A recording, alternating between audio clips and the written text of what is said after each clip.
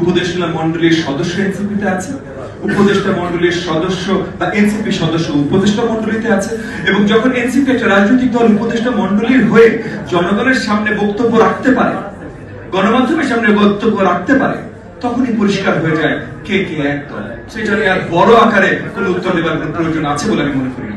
সরকারের সমর্থন পুষ্ট একটি মাত্র রাজনৈতিক সংগঠন আছে, যে রাজনৈতিক সংগঠনের কোন নিবন্ধন না থাকা সত্ত্বেও, অন্য কোন ধরনের লিগ্যাল বা কিছু স্ট্যাটাস না থাকা সত্ত্বেও সরকার যখনই আলোচনায় বসে ওই এক সংগঠনের নেতৃবৃন্দের সাথেই বসে, এবং শুধু এক সংগঠনের নেতৃবৃন্দ না, সরকারের হয়ে ওই একটি সংগঠনের নেতৃবৃন্দ কথা বলে, সরকারের হয়ে সরকারের বাইরে কারো কথা বলার কোন ধরনের অবস্থান থাকবার কথা না।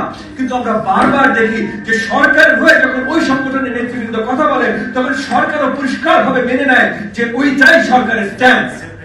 তাহলে ওই সংগঠন যদি আগামী নির্বাচনে অংশগ্রহণ করতে চায়, তাহলে অবভিয়াসলি সরকারের বিরুদ্ধে এক জায়গায় দাঁড়ানোর একটা পজিশন তৈরি হয়।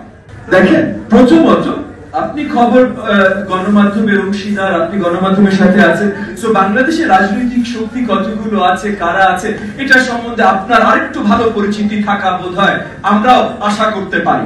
দ্বিতীয়ত, এগেন অনেকগুলো দলকেই তারা ডেকেছেন, প্রত্যেকটা দল তাদেরকে যারা দেখেছেন তারা কোনো না কোনো সময় গত 8 মাসে বলেছে আরো লম্বা সময় এই সরকারকে দেখতে চায়। বিএনপি ব্যতীত অন্য এমন কোন রাজনৈতিক দলকে তারা দাওয়াত জানায় নাই যারা বলেছে আমরা গণতন্ত্র দেখতে চাই, আমরা যত শীঘ্রই সম্ভব নির্বাচন দেখতে চাই।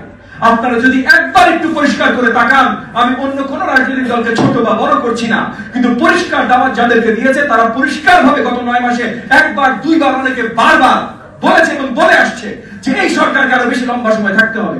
তার মানে একটা পক্ষপাতিত্ব হচ্ছে। এই সরকার আওয়ামী সরকার যেমন ছিল, যে তাদের বিরুদ্ধে যদি কথা বলা হয় এবং তারা পছন্দ করেন এমন কথা যদি বলা হয়, তাহলে তাদেরকে তারা ব্ল্যাকলিস্ট করে দিত। এই সরকার যদি দাওয়াত জানানোর সময় শুধু লম্বা সময় যারা চাচ্ছে তাদেরকে দাওয়াত জানায়, তাহলে এই সরকারও তো একই রাস্তায় হাঁটা শুরু করছে বলে আমরা মনে করি।